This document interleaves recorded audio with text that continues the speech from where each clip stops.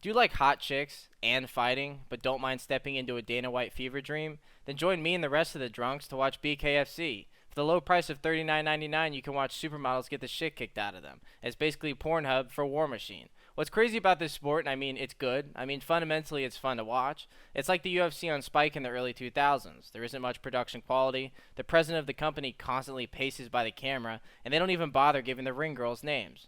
But that doesn't mean it's a bad sport. They put mats on the corners so the fighters can find their way back, unlike Herb Dean, who constantly has to herd them like sheep back to their corners, and that's ingenuity, and if it takes a guy on drugs to do that, then so be it.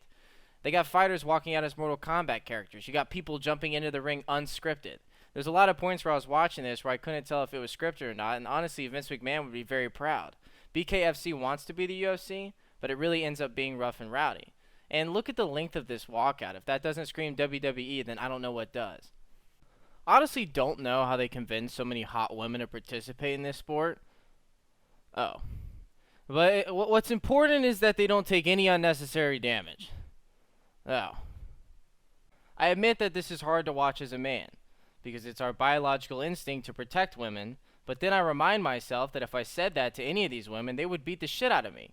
So, I just know that if I was a cut man, I'd be throwing a little extra Vaseline on Paige. Is that sexist? Yes. There were some standout performances, however. The fight wasn't all women. Chris Leben put an end to the abominable snowman in the first round after yelling a little bit. Standout performances from George Masvidal versus his opponent the Grinch. Overall, great fight. The Castanarcos put a beating on that guy who really hated the third Batman movie. Another good fight. So there's a lot more to BKFC than just hot chicks. You get this guy, Bruce Buffer's illegitimate son, and a lifetime member at a Las Vegas H&M. Okay, I'll be honest.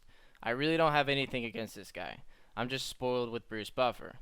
But you know, at least we have Randy Couture and James Vick at ringside, and Derek Shepard filling in as Joe Rogan isn't that bad either. I will say this, as a longtime UFC fan, there were some moments where I felt at home. I mean, seeing Dan Mergliato was a familiar face, a reminder that everything was going to be okay. But I couldn't help but think that the moment they put Steve Mazzagatti in one of these things, someone will get killed, and they're going to have to put David Feldman in jail for something other than cocaine.